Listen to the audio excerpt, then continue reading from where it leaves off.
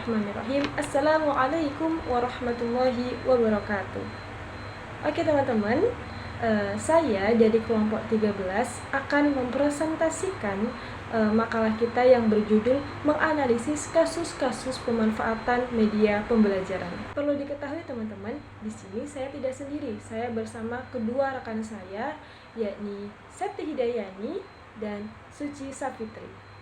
Baik teman-teman, kita akan membahas poin pertama, yaitu pengertian media pembelajaran. Sebelumnya teman-teman, apakah mengetahui pengertian media pembelajaran? Kalau belum tahu, mari kita bahas bersama-sama. Oke, media pembelajaran memiliki pengertian alat bantu seorang guru di dalam menyampaikan materi atau pesannya kepada peserta didik, baik itu perangkat lunak maupun perangkat keras. Untuk materi yang kedua, kita akan membahas mengenai jenis-jenis media pembelajaran. Teman-teman, apakah teman-teman sudah mengetahui apa itu jenis-jenis media pembelajaran?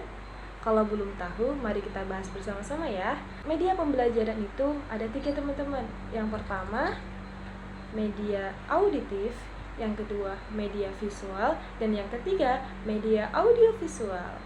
Jadi materi selanjutnya adalah fungsi dan manfaat media pembelajaran, serta prinsip-prinsip pemilihan dan penggunaan media. Fungsi pembelajaran dan manfaat penggunaan media dalam pendidikan sangatlah penting dalam menyampaikan pesan kepada khalayak. Karena gagasan-gagasan abstrak dapat tergambarkan secara konkret melalui media. Ada beberapa manfaat dari media. Yang pertama, media untuk pendidikan dapat membantu siswa mengimbangi kekurangan pengalaman dunia nyata, ketersediaan literatur, kesempatan untuk bepergian, dan variabel serupa lainnya. Semuanya berkontribusi terhadap keunikan pengalaman setiap siswa. Yang kedua, media pendidikan dapat membantu siswa lebih memahami konsep-konsep teoritis. Yang ketiga, ruang kelas bukan lagi satu-satunya tempat untuk media pembelajaran.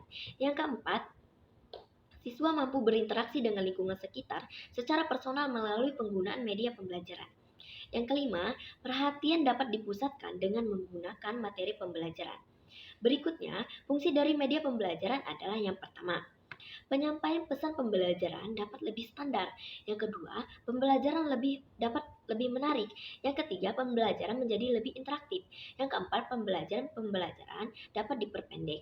Yang kelima, kualitas pembelajaran dapat ditingkatkan. Selanjutnya adalah prinsip-prinsip media pembelajaran yang terdiri dari yang pertama, menentukan jenis media dengan tepat.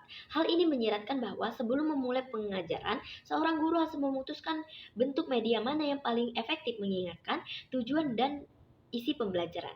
Yang kedua, menetapkan atau memperhitungkan subjek dengan tepat.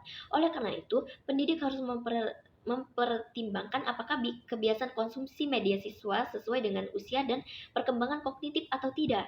Yang ketiga, menyajikan media dengan tepat, artinya strategi. Media perlu dimodifikasi berdasarkan tujuan kursus, isi kursus, waktu yang tersedia, dan pengaturan kelas. Yang keempat, menempatkan atau memperlihatkan media pada waktu, tempat, dan situasi yang tepat.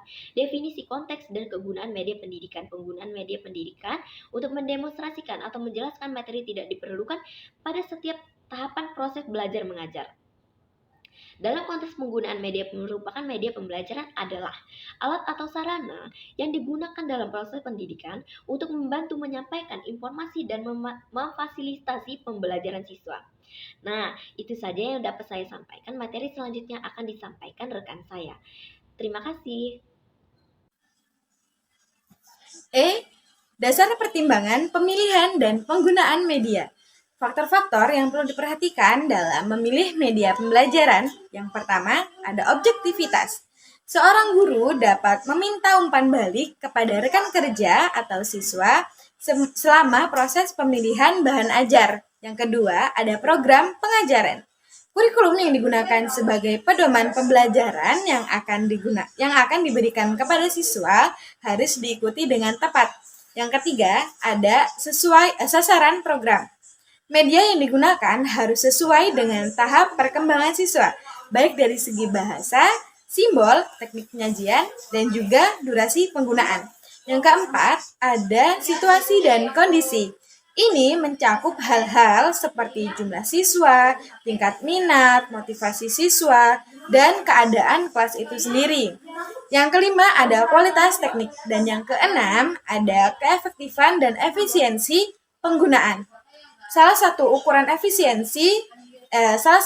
efektivitas media adalah apakah siswa menunjukkan perubahan perilaku setelah terpapar materi.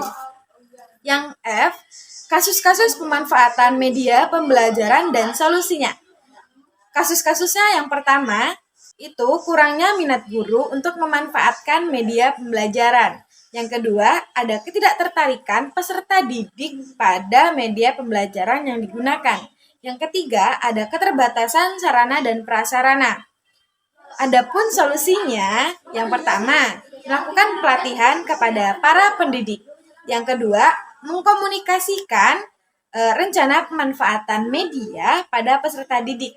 Adapun yang ketiga, pendidik harus kreatif dan inovasi dalam keterbatasan media pembelajaran.